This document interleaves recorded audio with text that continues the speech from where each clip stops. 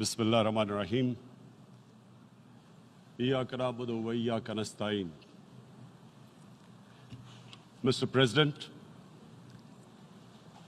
Honorable Secretary General, Excellencies, ladies and gentlemen,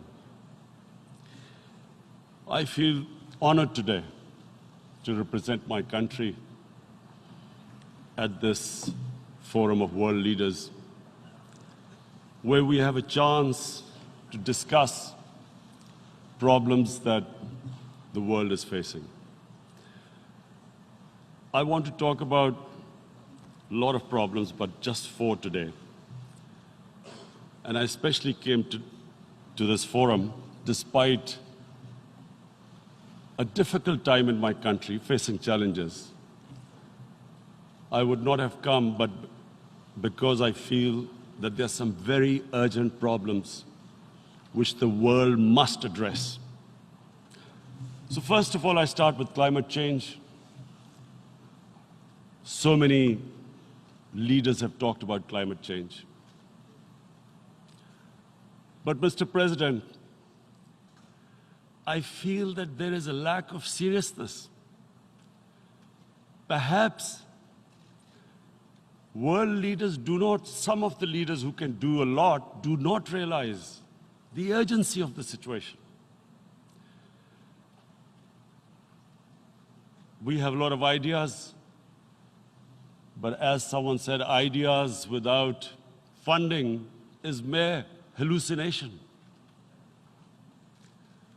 Pakistan, I'll give you start with my own country. Our country is amongst the top 10 nations in the world which are most affected by climate change.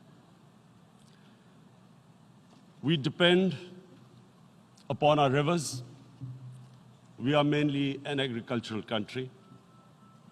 And 80% of the water in our rivers comes from our glaciers. The glaciers not just on the Pakistani side, even India. The river, the 80% of the water in Ganges and the Indian rivers also comes from the glaciers, from the Himalayan glaciers, Karakoram, Hindu Kush. And these glaciers are melting at quite a rapid pace. We detected already 5,000 glacial lakes in our mountains. And if this keeps going, if nothing is done, we are scared that humans are facing a huge catastrophe. In my country, when my party came to power in the province of KP, we planted 1 billion trees in 5 years. Now we've set ourselves a target of 10 billion trees in Pakistan. Idea being to counter the effects of global warming. But one country cannot do anything. This has to be a combined effort of the world. My optimism comes from the fact that humans, the Almighty has endowed humans with great powers. We can do anything, provided our survival instinct is stirred up. And this is really what I hope that the United Nations will take a lead in this. There must be more emphasis. Richer countries must be pushed.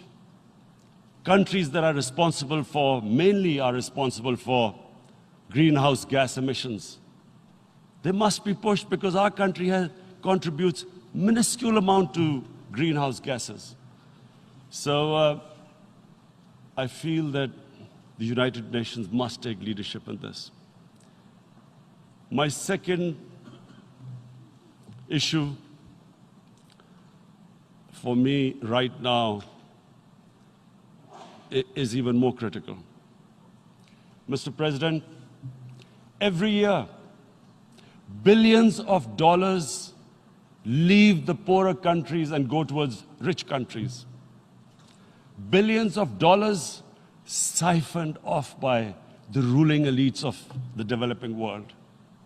And they find their way into Western bank accounts, offshore accounts, tax havens, expensive properties hidden behind companies bought in Western capitals. Mr. President, this is devastating the developing world. This is causing more poverty, deaths. It's impoverishing the developing world. The difference between rich and poor countries is growing because of this. Money laundering, which happens because money leaves the poorer countries into rich countries, is not treated the same as, for instance, money from drugs or terror financing. The seriousness which terror financing and money from drugs, the way it is treated, it's not the same. The way the poor countries are being plundered by their elites. It's not happening. In my country, when I took charge of our government a year back, in the 10 years preceding that, our total debt went up 4 times. The debt we had accumulated in 60 years, just in 10 years, it went up 4 times. As a result, the total revenue we collected in 1 year, half of it went into debt servicing. How are we going to spend money on our human beings, 220 million people, when half the money is going into debt servicing? Because our country was plundered by the elites, the ruling elite. And easily they could get the money out. And when, Mr. President, we located properties in Western capitals bought by this money through corruption and money laundering, located the properties of these corrupt leaders, we find it so difficult to retrieve it. That money, if we retrieved that money, we could spend on our human beings. But it's so difficult. The laws protecting these criminals. We do not have the sort of money to have expensive lawyers and spend millions and millions of dollars. We need help from the rich countries. And Mr. President, it's critical. The rich countries must show political will. They cannot allow this to happen. How can the poor countries spend money on human development, which the United Nations asks, SDG? How are we going to do it when this money can easily leave our countries? So, unless the rich countries intend to build walls to stop economic refugees coming as we see right now, they must take action. They must take action now. It must be a deterrent. Corrupt ruling elites should not be able to take money out easily and park it into foreign bank accounts and into these properties abroad. And I never understand why. Why do we have these tax havens? Why is this allowed? Why shouldn't rich people pay taxes? Why is it legal to have these tax havens where you have these secret accounts? Because, the world is changing. The population of the world is growing. Sooner or later, you're going to have a crisis. If the poor get poorer and the rich get richer, there is going to be a crisis sooner or later.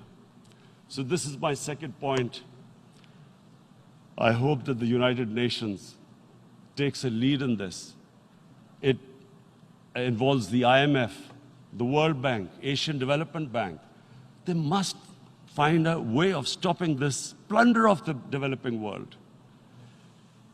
My third point is Islamophobia. There are 1.3 billion Muslims in this world. There are millions of Muslims living in other countries, European countries, in the US, as minorities. Islamophobia, since 9/11, has grown at a pace where it is alarming. Human communities live together. There should be understanding amongst them.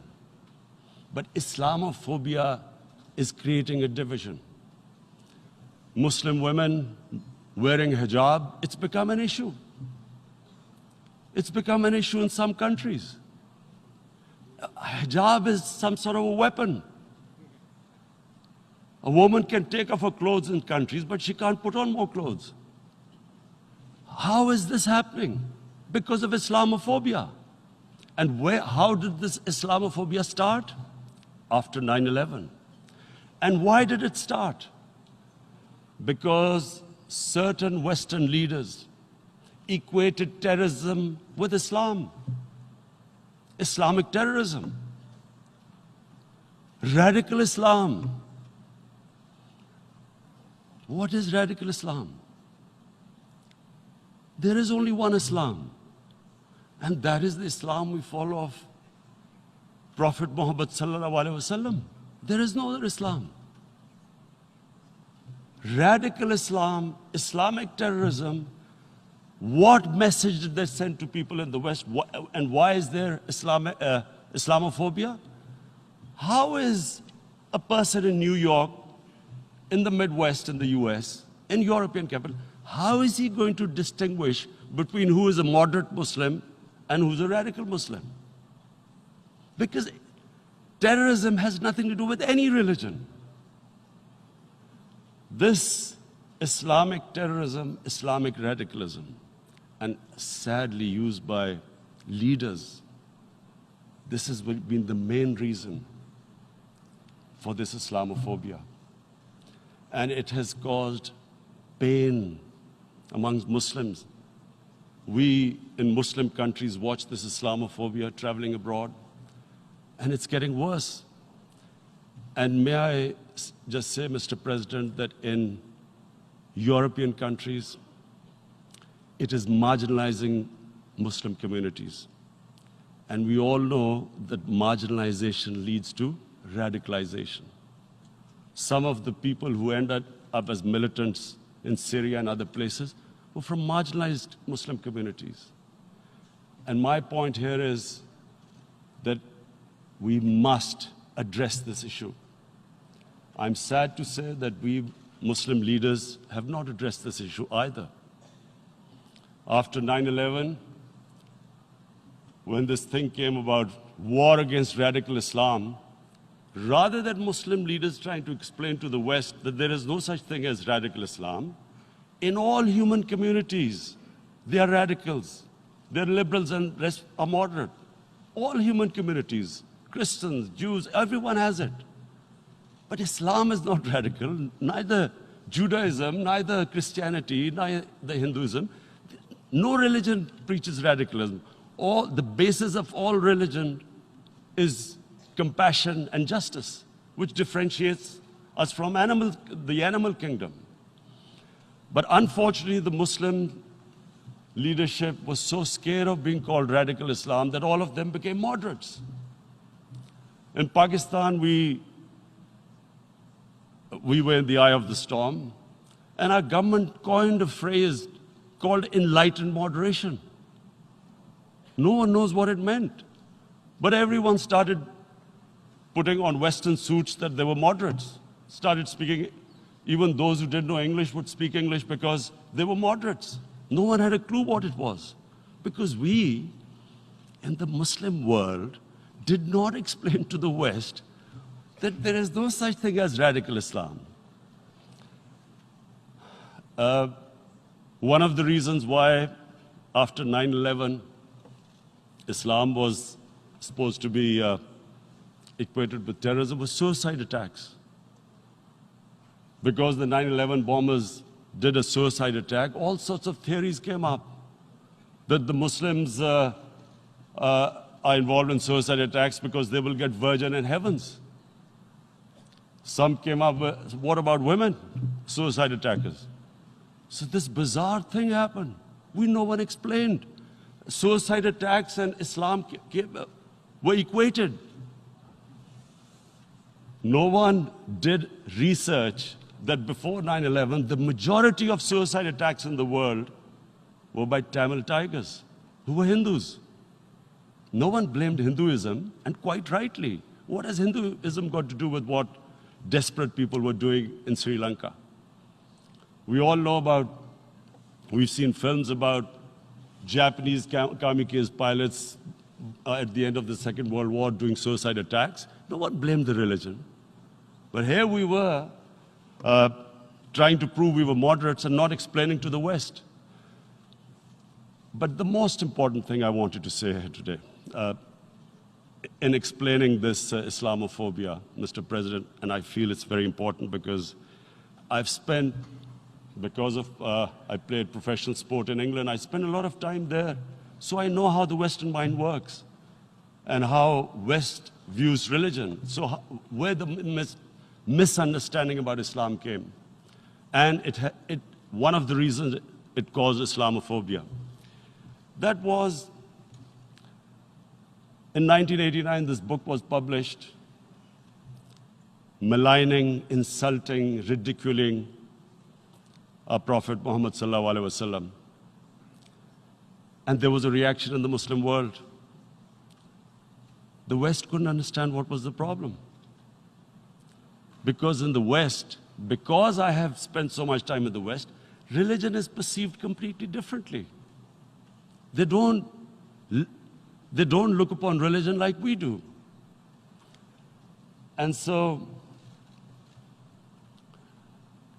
Islam was supposed to be an intolerant religion. It was against freedom of expression.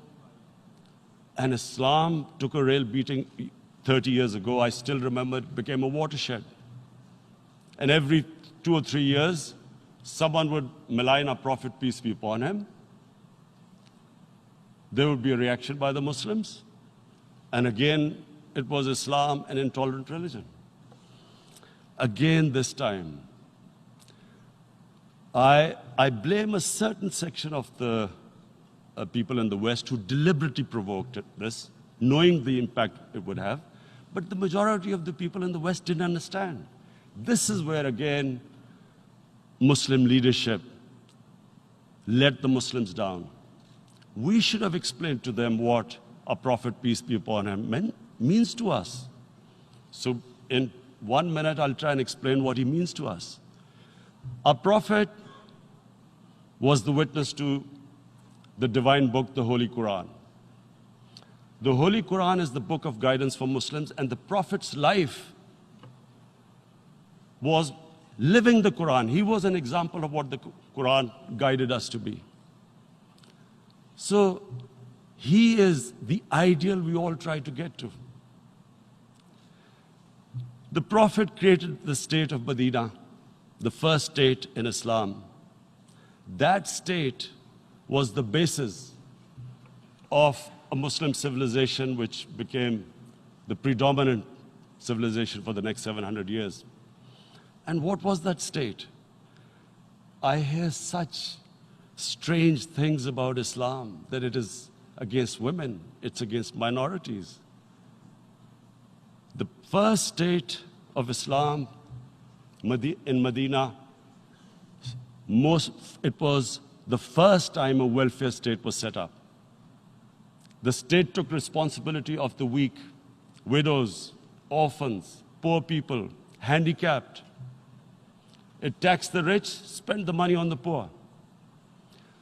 The state announced that all human beings are children of Adam, hence equal, whatever the color of their skin. The state announced, the Prophet announced that, and slavery, the whole system depended on slavery as it did for many years in the Western societies. The Prophet said that one of the greatest deeds is to free a slave. But because the society depended on slavery, he said, but if you have to treat them as an equal member of the family. And as a result, something happened in a Muslim world which hasn't happened in any other civilization. Slave dynasties appeared. Slaves became kings. The Mamluks, slaves who ruled Egypt. In India, there were slave dynasties. And then, with minorities, again, you hear that Islam is supposed to be against minorities. Let me just make this clear. In Islam, the Prophet announced that everyone was free to practice his religion. It was a sacred duty to protect the places of worship of all religions. He announced that every person is equal in front of law, whatever his religion or his color. And this incredible case, and I always quote this, that the fourth Khalifa, the head of state of Medina, he lost a court case against a Jewish citizen. So, number one, it showed there was a rule of law, no one was above law. And number two, that a Jewish citizen was an equal citizen. So, Mr. President, when a Muslim society is unjust to its minorities, it is going against the religion of Islam and our Prophet, peace be upon him.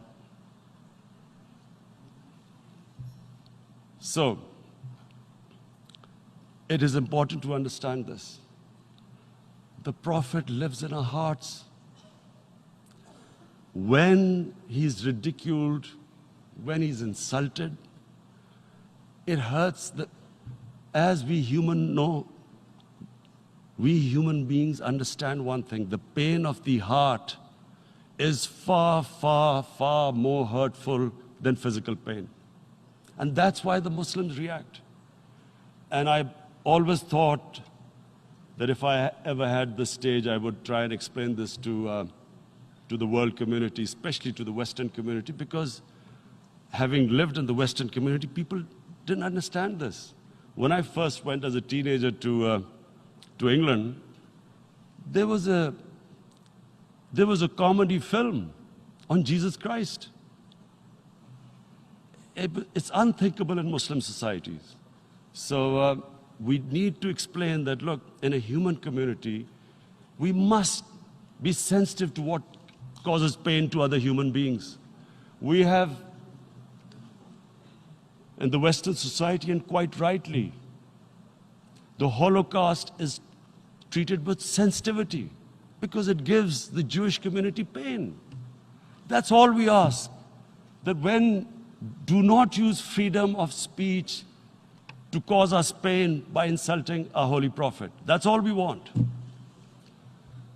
And now, the number fourth point, Mr. President, and this is the most critical point, is the reason why I especially came here. It is about what is happening in Kashmir. Before I go on this, I want to make one thing clear, that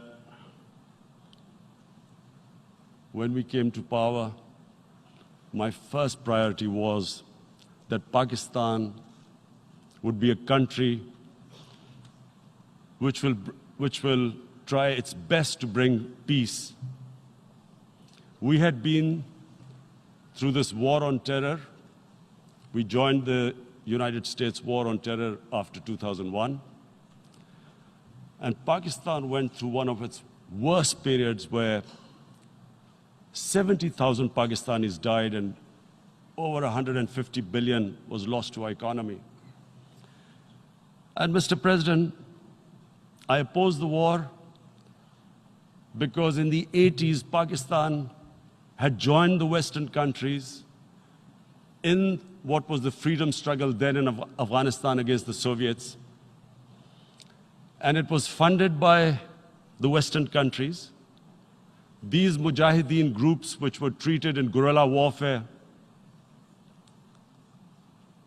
were trained by Pakistan Army, funded by the Western countries, and especially US, and they waged what was a freedom struggle in Afghanistan. The Soviets called them terrorists. We called them freedom fighters. 1989, the Soviets retreated. The Americans packed up and left. Pakistan was left with these groups.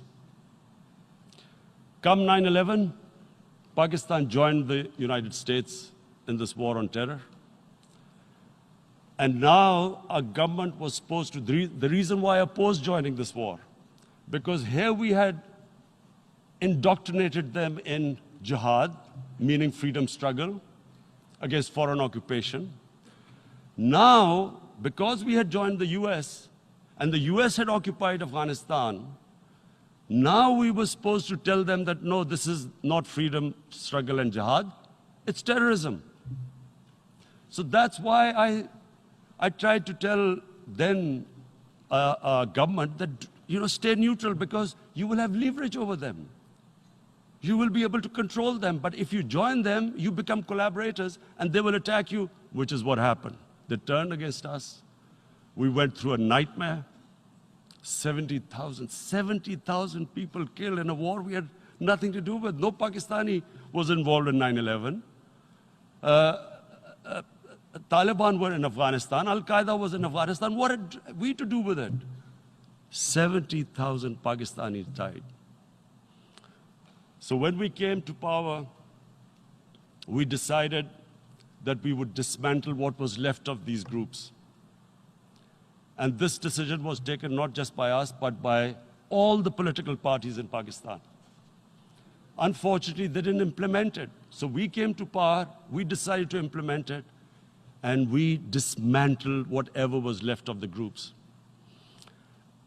And I know that India keeps accusing us that there are these groups there. I would like the United Nations to send observers, see for themselves what we've done. No Pakistani government would have dared to do this because it would have created strife. But we decided that there would be no militant organizations in Pakistan. So I need to give you this background and to what I'm going to say later on. And secondly, we started mending fences. I invited the Afghan president. We developed a relationship with Afghanistan. We had problems with Iran. We mended fences there. And then India. Now let me just give you a little background about my relationship with India. Because of cricket, and cricket being it's a passion in the subcontinent, I had great following in India. I have friends in India, and I loved going to India. So immediately, when my party came to power, the first thing we did was to immediately reach out to India. And I spoke to President Modi, and I said, look, we have similar problems. Climate change, poverty, let's get together. Let's resolve our differences through trade. Let's build a relationship on trust. Prime Minister Modi told me that, there were terrorist attacks from Pakistan. I said, we have problems with you. There are terrorist attacks which we know are instigated by India in Balochistan. We caught a spy, Kulbhushan Yadav, who admitted what the sabotage going on in Karachi and Balochistan. So we said, look, let's leave that behind. Let's move forward. Our main priority should be our people. The highest number of poor people live in the Indian subcontinent. Unfortunately, didn't make any headways. Our foreign minister was supposed to meet on this in the UNGA last year. India canceled it. We thought that it's their election coming up. It's a nationalist, ultra-nationalist party. It doesn't want to cozy up to Pakistan. So we thought, okay, we'll wait till the elections. Meanwhile, a 20-year-old Kashmiri boy, whose father said was radicalized by the security forces in Kashmir, blew himself up on an Indian convoy. Immediately, India blamed us. I I spoke to the Indian public on television. I said, if you give us any iota of proof, we will immediately take action, because we've clamped down on these groups. Rather than sending us any proofs, they sent their jets in, they bombed us. We retaliated. A jet, 2 of their planes were shot down, 1 pilot bailed out in Pakistan. We immediately returned the pilot, saying that, look, we do not want any escalation. Rather than taking that as a peace gesture, the entire campaign, almost the entire campaign of Mr. Modi in the election was how he had taught Pakistan a lesson that jets had killed 350 terrorists. Complete lie. They had just killed about 10 trees of ours, which was quite painful given that, we are growing all these trees. He then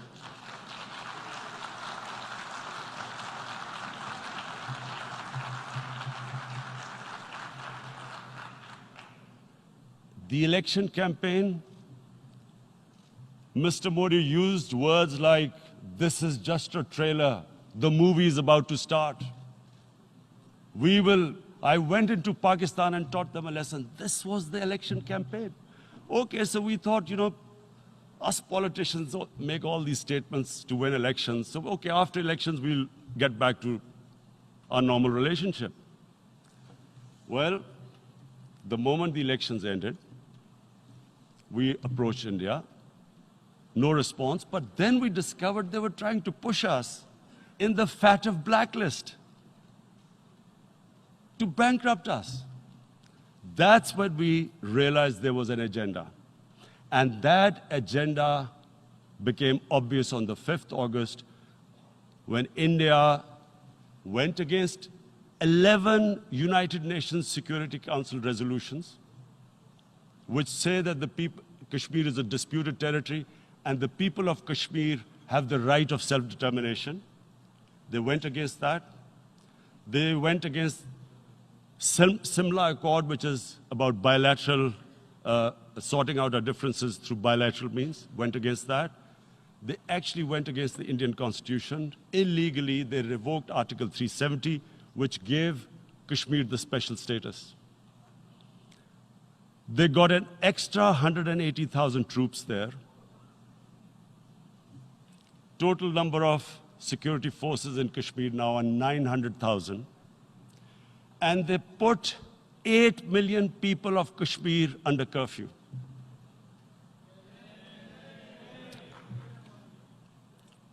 Mr. President,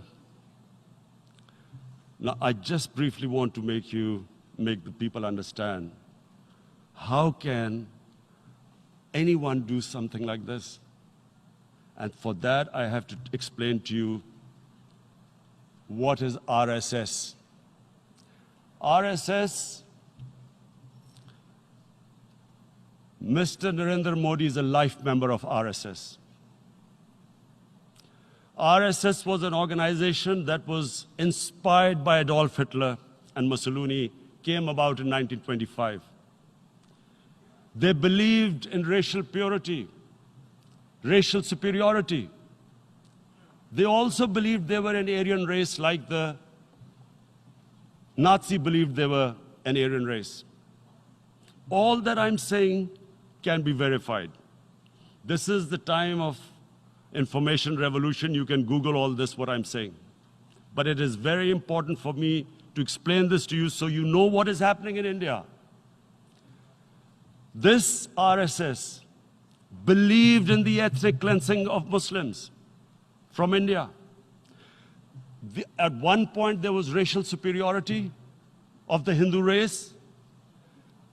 Secondly, it was hatred for the Muslims and for the Christians, because they believed that this golden age of Hindu civilization was stopped because of Muslim rule centuries back and then the British rule of India. So it was racial superiority and hatred for Muslims and Christians. This is openly stated. You look at the founding fathers of RSS, Golwalkar and Savarkar. Just Google them and you'll find out. And this ideology of hate is what murdered the great Mahatma Gandhi in 1948. It was this ideology of hate that made Narendra Modi in 2002 do a pogrom against Muslims in Gujarat when he was the chief minister. He allowed 3 days for these RSS goons who were inspired by the Hitler brown shirts. They actually wear brown shirts. This RSS, the Congress Home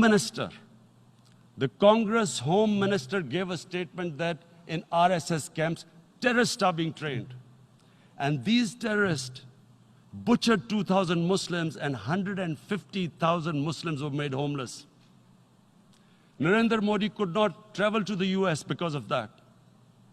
And I need to make you understand this background before I explain to you that what sort of a mindset would lay siege to 8 million people with 900,000 troops. Women, children, sick people, locked in as animals. In fact, of what I know of England, if 8 million animals were locked in, the RSPCA would have made a lot of noise about it. These are human beings.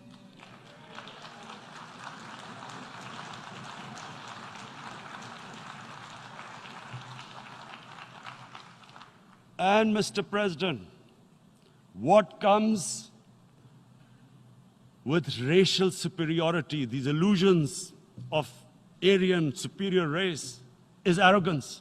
The two go together. And it's arrogance that makes people make mistakes and do stupid things. Cruel things like what Narendra Modi has done. It's sheer arrogance. And it's arrogance that has blinded him from the fact that what is going to happen when the curfew is lifted. Has he thought about it? This hasn't been thought through. What is he going to do when he lifts the curfew? Does he think that people of Kashmir will quietly accept the status quo because India has changed the constitution and taken away the special status? They'll accept that? Mr. President, 100,000 Kashmiris have died in the past 30 years because they were denied the right given by the United Nations, the right for self-determination. 100,000 have died and 11,000 women have been raped.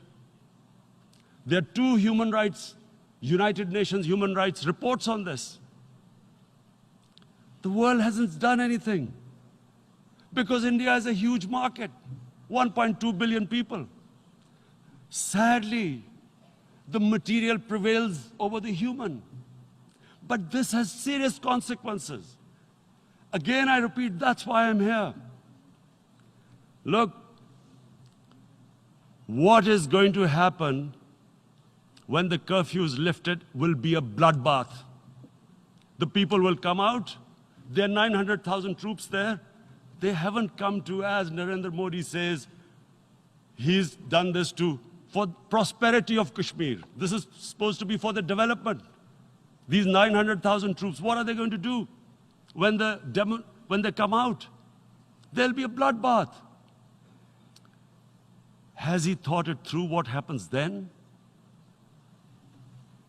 Mr. President, has anyone thought that what happens when there is a bloodbath? What do you think the impact will have on people of Kashmir? What do you think they will think? The way they have been boxed in their houses, treated like worse than animals, no rights. Thousands of all the political leadership has been arrested, taken out of Kashmir. Even those Kashmiri leaders who were pro-India have been taken out. 13,000 boys have been picked up and taken to God knows which destinations. So what do they think? What will the people of Kashmir do when they lift the curfew? They will be out in the streets. And what will these soldiers do? They will shoot them. They've already used pellet guns, blinded young boys. In the last 6 years, the 5 years, the oppression that has gone on in Kashmir. And so, Kashmiris will be further radicalized. Mr. President, there will be another Pulwama. And guess what? India will blame us. They're already blaming us. They're saying all this is happening because of Pakistan. One of their defense ministers said, there are 500 terrorists lined up on the border to go in. Why would Pakistan send 500 terrorists when there are 900,000 troops? What impact are they going to make? What will they do? And why would? Don't we know that the moment there is some terrorist attack, all that will happen is there'll be further cruelty and oppression of the people of Kashmir. We will just give the 900,000 troops to further crush the people of Kashmir. And then we'll give the Indian government an excuse that, look, Pakistan is a terrorist state, and this mantra that has gone on, Islamic terrorism. The moment you use this catchword, Islamic terrorism, the whole world turns away. No one talks about human rights. You can do whatever you want, which is what has happened in Kashmir, because they keep using this word, Islamic terrorism. And this is what they're doing right now. What do we benefit from further increasing the cruelty on the people of Kashmir? And why would we want this? But there is no other narrative left for India. As when they lift the curfew, whatever happens, Pakistan will be blamed, and there is always a danger of another Pulwama. They might come and bomb us again, and then another cycle might start. And what does Narendra Modi think? That 180 million Muslims of India are thinking right now. Aren't they watching these Kashmiris stuck inside for 55 days they've been stuck in? Aren't they watching? What do you think? Don't you think that the Muslims will be radicalized in India? And I'm talking about 180 million people. And when they get radicalized, there will be some incident in India somewhere down the line. Again, we will be blamed. And I'm warning you right now, again, we will be blamed. And Mr. President, what about 1.3 billion Muslims who are watching this? And they know that it is only happening in Kashmir because they're Kashmiri Muslims. This is not happening to Kashmiri Hindus. They know that this is happening because of their religion. So what do you think they will be thinking? What do you think the Jewish community would think if there were, forget 8,000 Jews stuck like this? What do you think Europeans would think? What do we think? I mean, any human community, if their members are stuck like that, what do you think they will think? Are we a children of a lesser God? Is it not going to cause us pain? And then I'll tell you what will happen. People will, in the 1.3 billion Muslims, someone will pick up arms. I know we've been brought up with films, Western films. This good, decent guy doesn't get justice. He decides to pick up a gun and start seeking justice. There was a film made in New York, famous film called Death Wish. This guy gets mugged by and his family, his wife gets killed or something. He can't get justice. He picks up a gun and he goes around shooting muggers. And the whole cinema cheers him on. So what do you think the Muslims are thinking right now? If there is a bloodbath, there will be Muslims becoming radicals, not because of Islam, but because of what they will see that there's no justice when it comes to Muslims. There were Rohingya Muslims, Myanmar, who are, God knows, almost 1 million people out, ethnic cleansing. What was the response of the world community? So what do you think will be the response of 1.3 billion Muslims? I picture myself. I'm in Kashmir. I've been locked up for 55 days. I have heard about, and there are rapes, Indian Army going into homes, soldiers. Would I want to live this humiliation? Would I want to live like that? I would pick up a gun. You're forcing people. You are forcing people into radicalization. When people lose the will to live, what is there to live for? And this is what, if you can do this to human beings, you are actually radicalizing people. And so, Mr. President, I want to repeat here, this is one of the most critical times. There will be a reaction to this. Pakistan will be blamed.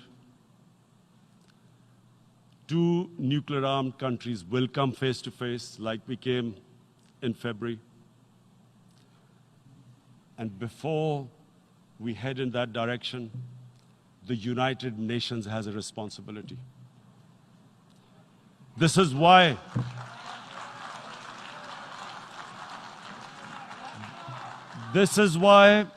the United Nations came into being in 1945. You were supposed to stop this happening. I feel we are back to 1939, Munich. Czechoslovakia has been taken, annexed. What is the world community going to do? Is it going to appease a market of 1.2 billion, or is it going to stand up for justice and humanity?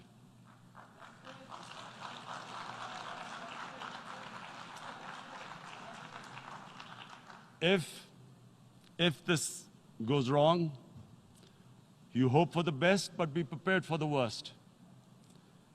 If a conventional war starts between the 2 countries, Mr. President, if a conventional war starts, and anything could happen, but supposing a country 7 times smaller than its neighbor is faced with the choice, either you surrender or you fight for your freedom till death, what will we do?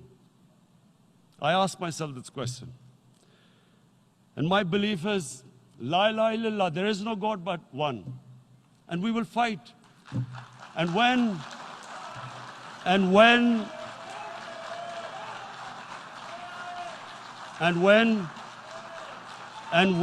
a nuclear-armed country fights to the end, it will have consequences far beyond the borders.